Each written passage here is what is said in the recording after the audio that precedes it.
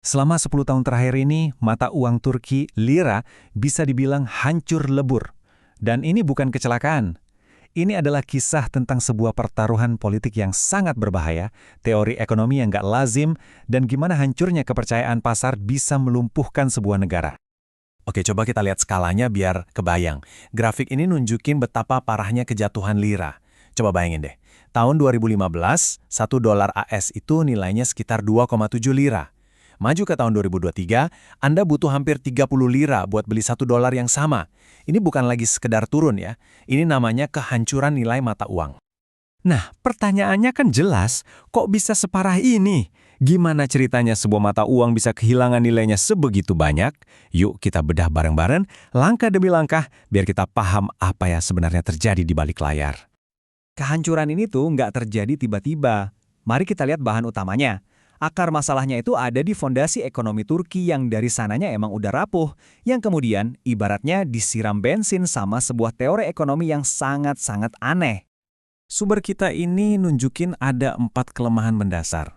Coba deh bayangin, ekonomi Turki itu kayak bangunan, tapi fondasinya keropos.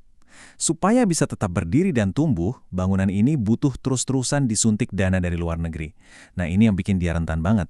Begitu aliran modal asing ini goyah sedikit aja atau berhenti, seluruh bangunannya bisa langsung ambruk. Nah, ini dia nih biang keroknya. Slide ini nunjukin dua pandangan yang bedanya 180 derajat. Di satu sisi ada ilmu ekonomi standar yang kita semua tahu. Kalau inflasi lagi panas-panasnya, ya didinginkan dengan cara naikin suku bunga. Tapi di sisi lain ada teori Erdogan. Justru suku bunga tinggi itu penyebab inflasi. Jadi solusinya ya diturunin. Ini benar-benar kebalikannya dari semua buku teks ekonomi di dunia. Teori yang super aneh ini bukan cuma wacana loh, tapi benar-benar dipaksakan ke satu lembaga yang tugasnya justru mencegah malapetaka ini, Bank Sentral. Dan timeline ini nunjukin gimana tekanannya makin menjadi-jadi. Pasar global itu nggak bodoh. Mereka lihat polanya. Setiap kali bank sentral coba bertindak normal, misalnya naikin suku bunga buat ngerem inflasi, gubernurnya pasti dipecat.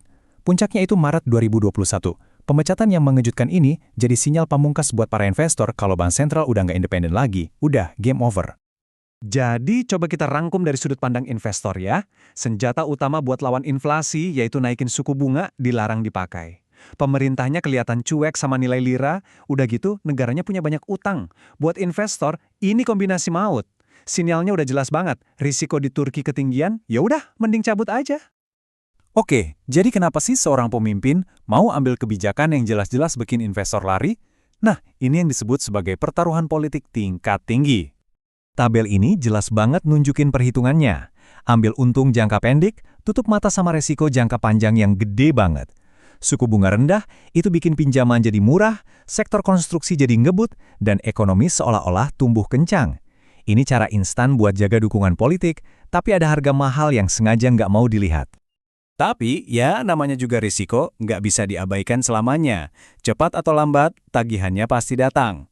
Dan momen inilah saat pertaruhan itu mulai berantakan. Nah, ini yang dirasain sama warga Turki biasa waktu hiperinflasi menyerang. Uang yang mereka simpen nilainya kayak es batu di tengah hari bolong, meleleh terus setiap hari. Akhirnya, mereka terpaksa ninggalin lira dan lari ke dolar, emas, bahkan kripto buat nyelamatin tabungan mereka. Dan inilah dampak nyatanya buat jutaan orang Turki. Pertaruhan yang gagal ini jadi penderitaan sehari-hari. Ini bukan lagi soal angka di grafik, tapi soal harga roti yang naik 2 kali lipat, soal tabungan yang nilainya hilang, soal krisis biaya hidup yang luar biasa parah. Turki ini jadi contoh klasik, contoh yang ada di buku teks, soal prinsip dasar keuangan internasional ini. Begitu kepercayaan itu hilang, buat balikinnya lagi, itu susahnya setengah mati. Setelah pemilu 2023, akhirnya ada semacam pengakuan kalau cara ini gagal total. Pemerintah baru coba putar balik, tapi yaitu memperbaiki kepercayaan yang udah hancur itu pekerjaan yang sangat berat. Pemerintah baru ini pada dasarnya mulai bongkar semua kebijakan ekonomi ala Erdogan, suku bunga rendah dan campur tangan politik. Mereka panggil tim baru yang lebih normal, naikin suku bunga gila-gilaan, dan coba kumpulin lagi cadangan devisa. Tapi ya itu, sumber kita juga bilang, benerin kerusakan separah ini butuh waktu yang super lama, dan prosesnya bakal menyakitkan. Jadi, poin utamanya, ini bukan kecelakaan. Bukan pasar yang tiba-tiba anjlok atau serangan spekulan. Ini adalah hasil yang bisa ditebak dari keputusan politik tertentu yang ketemu sama kelemahan ekonomi yang udah ada. Singkatnya, ini adalah krisis yang mereka ciptakan sendiri. Dan ini ninggalin kita sama satu pertanyaan besar. Bukan cuma buat Turki, tapi buat negara manapun. Seberapa mahal sih harga dari kepercayaan yang hancur? Dan kalau udah hilang, apa kepercayaan itu bisa balik lagi 100%?